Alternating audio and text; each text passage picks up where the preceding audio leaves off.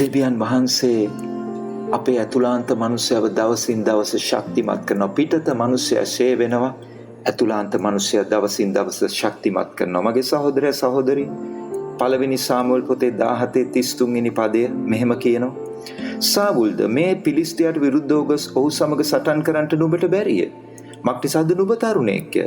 ඔහු වනාහි තරුණ වයස පටන් යුද්ධකාරයෙක්ව සිටිනසේකයි දාවිඩ්ට කීවේය. බලන්න මගේ සහෝදරයා සහෝදරිය, අපි ආත්මික යුද්ධයේ යෙදෙනකොට අපිව අධෛර්යයට පත් කරන අවස්ථාවල් තියෙන්න පුළුවන්. තව කෙනෙක් අපේ පිටාතරයේ බලලා අපිව පහත හෙරන අවස්ථාවල් තියෙන්න පුළුවන්. ඒක මානසිකයෙන් යුද්ධ කරන කෙනෙක්ගේ ලක්ෂණයක්. මගේ සහෝදරයා සහෝදරිය, මේ කොටසේ දාවිත් ඉදිරිපත් වුණා ගෝලයාට විරුද්ධව ගිහිල්ලා සටන් කරන්න එකම කෙනා. හැබැයි මේ දාවිත්ව කොයි විදිහටද අධෛර්යවත් කරන්නේ මේ සාවුල්. පිලිස්තියාගේ මුලපටන් අග දක්වා සාවුල් දන්නවා. හැබැයි දාවිත් කවුද කියලා සාවුල් දන්නේ නැහැ. මොකද සාවුල් බැලුවේ මිනිස්යාගේ පිටාතරය.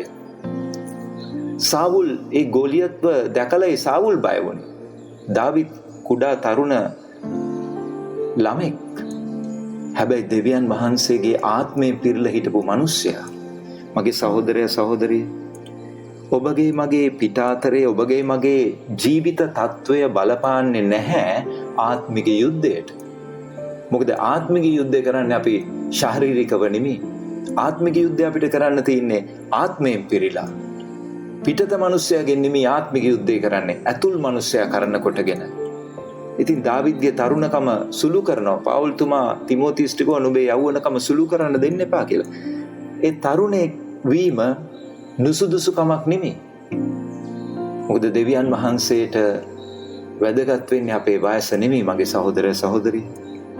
ඔබගේ මගේ උන්වහන්සේත් එක්ක තියෙන සම්බන්ධතාවය. ඒ සම්බන්ධතාවය තමයි අපිව යොමු කරන්නේ දේවල් වලට මුහුණ දෙන්න, නිර්භීතකම දෙන්නේ ඒ දෙවියන් වහන්සේ. ඉතින් ඒ දෙවියන් වහන්සේ දාවිත් එක්ක හිටියා. ඒ දාවිත් එක්ක ඉන්න දෙවියන් වහන්සේව සාවුල්ට අඳුන ගන්න බැරි වෙලා තිබුණා. හැබැයි ඒ පිලිස්තියාව සාවුල් හොඳට අඳුනගෙන හිටියා. ඉතින් මගේ සහෝදරයා සහෝදරිය, අපේ ජීවිතේ අපි ආත්මික යුද්ධයක් අපිට කරන්න තියෙනවා. ඒ යුද්ධයේදී අපි නොසැලී ඉදිරියට යමු. මොකද අපි අධෛර්යවත් කරන වචන එන්න පුළුවන්. හැබැයි අමතක කරන්න එපා, අපේ දෙවිදුන් අපිව නිතරම ධෛර්යවත් කරනවා. මොකටද?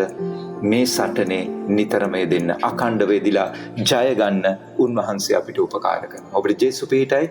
සුබ දවසක්.